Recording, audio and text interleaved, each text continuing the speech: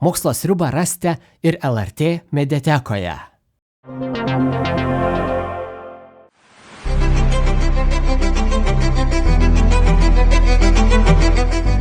Archeologams atradus artefaktus, šie patenka į restauratorių rankas. Šiandien esame Lietuvos nacionaliniame muziejuje, kur susipažinsime su procesu, kuris radinius paverčia muziejaus eksponatais.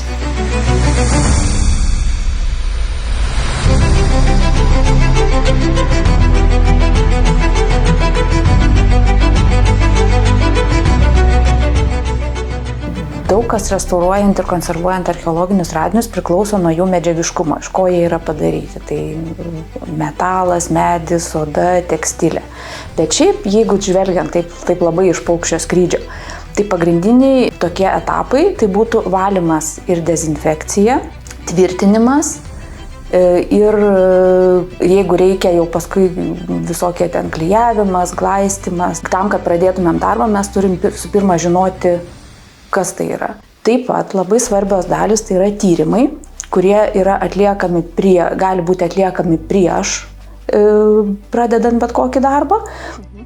Tai labai svarbi restauratoriaus darbo dalis yra dokumentavimas.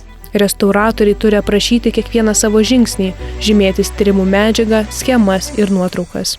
Eksponatams darom restauravimo pasą. Tai yra aprašom, kur jis buvo rastas, kaip buvo rastas, kokia buvo būklė prieš konservavimą, ką planavom daryti. Tada nuodugniai aprašom, ką padarėm, kokie žmonės tuos darbus atliko. Čia yra arbaleto strėlė, irgi iš ežere atrasta. Tai jinai atvežta šlapia ir ją reikėjo tiesiog išdžiovinti, neduodant perdžiūti medžiui ir sutvirtinti. Medžio restauravime dažnai naudojamas polietilenglykolis. Tai panašiai vaška medžiaga, tirpstanti vandenyje.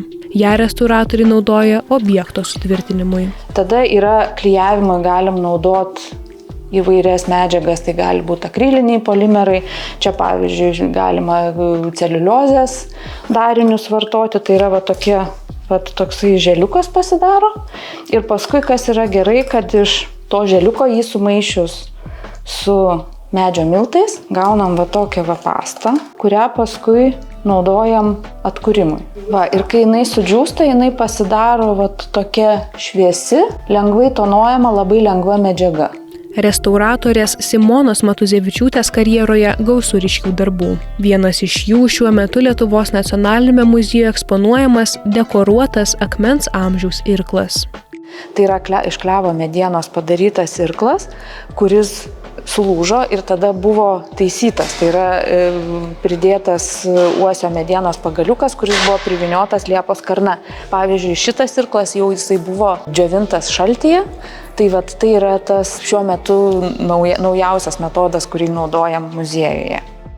Iš abiejų pusių eglutės ir kryžiukų ornamentų. Tiesiog čia buvo labai, labai įdomus, kad jau archeologas atsikasė kai jau nusivalė vieną pusę ir pamatė, kad tai yra dekoruota. Iš karto paskambino į muziejų, kad jau čia atvežom, čia yra sensacija, ir jis jį atvežė netgi iškasęs žemių blokė ir net nežinojo, kas yra toje antroji pusėje. Viena iš restauratorių naudojamų technikų – džiovinimas šaltyje. Restauratorės tai galima atlikti ir paprastame šaldiklyje. Taip, pavyzdžiui, čia vienas akmens amžiaus toks apdirbtas pagaliukas.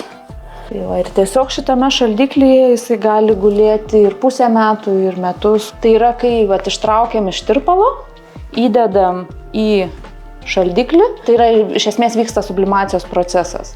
Vanduo užšąla ir išgaruoja. Ir tai yra labai saugus procesas, nes išlaikoma daikto visos matmenys, forma, žodžiu. Nes kaip mes matom, mes tiesiog sveriam ir tada, jeigu jau matau, kad tas svoris nebelabai keičiasi, jau vadinasi galima išimti.